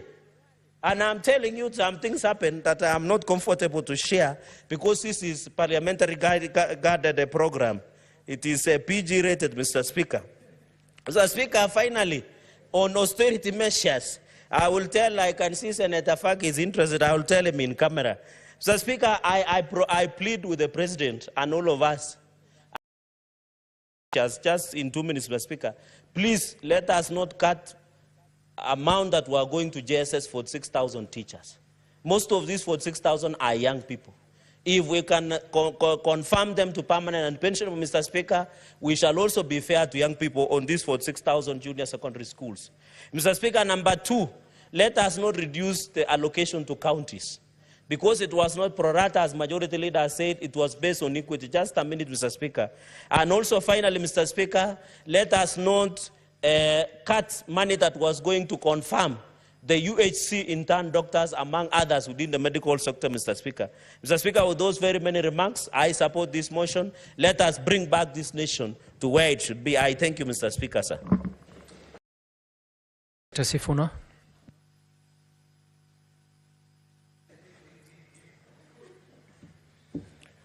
Yeah, thank you very much, Honorable Chair. First, let me start by saying that I want to laud the leadership of the majority and the minority sides that have brought this motion this morning. And to just say to the Honorable Senator Aaron Cheruiyot that you will struggle, my brother, to make a better speech than what you've made this morning. And I am sure it has given a lot of hope to a lot of people in this country that, in fact, this institution of the Senate can rise to the occasion when other people are failing. They say that with great power comes great responsibility. And I don't think that in this House there was somebody with a greater responsibility, leader, to set the tone for the discussion that we want to have this particular morning. I think I hear what Kenyans are saying. They want to see from the leadership of this country contrition. They want to see remorse. They want to see us taking responsibility for everything that has happened, that has led us to this particular moment. And allow me to follow in your footsteps and also tender an unreserved apology to the people of Kenya if I have contributed in any way by my conduct, by my speech, to bringing the country to where it is today. I apologize for that. Honorable Speaker, as a senator of Nairobi, you know that Nairobi has borne the brunt of the protest, of the killings, of the loss of lives, of the loss of property. As we speak right now, we have 39, as of the last count, people who have lost lives across the country. And more than half of that, at least 19, have been killed in the city of Nairobi. Honorable Speaker, out of those 19 that have died in the city of Nairobi, between 6 and 8 of them, the numbers are yet to be confirmed, were actually very parliament. And as we join our country and our colleagues in mourning, I also want to take this opportunity to send my heartfelt condolences to all the families that have lost their loved ones in this particular protest. Of course, Honorable Speaker, because we have been the epicenter of these riots and protests, we have a lot of damage that has been done to public and private infrastructure. We have lost a lot of property. In fact, the value is unknown. We will need time to actually do an audit of all the property that has been destroyed. Businesses in Nairobi CBD have been shut. There have been all sorts of claims, Honorable Speaker. There's people who have come to me and even talked about ethnic profiling. businesses, that it's certain communities that are being attacked and others are not being attacked. We are in a place where we have never been in terms of the crisis that is facing us. And all I hear the young people of this country saying is that we as a leadership now need to stop talking. We now need to stop talking and want to listen to these young people. Honorable Speaker, I have been turning down invitations to media houses because I'm asking these media houses, why don't you invite these Gen Zs themselves to tell you what it is they want, to paint a picture of the kind of country that they want? Would you believe it, Honorable Speaker? The many Gen Zs who are being invited to these TV shows are afraid that they will not leave that TV station and get home because they are afraid of being arrested or detained outside those TV stations. And the conversation here, Honorable Senator Cheruiyot, is that we now need to do certain things to facilitate a conversation to happen, starting with what we are doing here. We need to show remorse as leaders. We need to stop threats to people who are... I am in a WhatsApp group, somebody is sharing what is it called, a charge sheet of someone who's being arraigned in court because they said Ruto must go. I mean, Honorable Chair, we must get to a place where if we are going to have a national conversation, let us allow people to express themselves, and that is the only way we will hear what they have to say. We need to put aside our egos. I know some of the things that we are being told and the things that are being directed at us is very humiliating. As leaders, we are not accustomed to this. But, Honorable Speaker, it is a time to set egos aside and just listen. There is something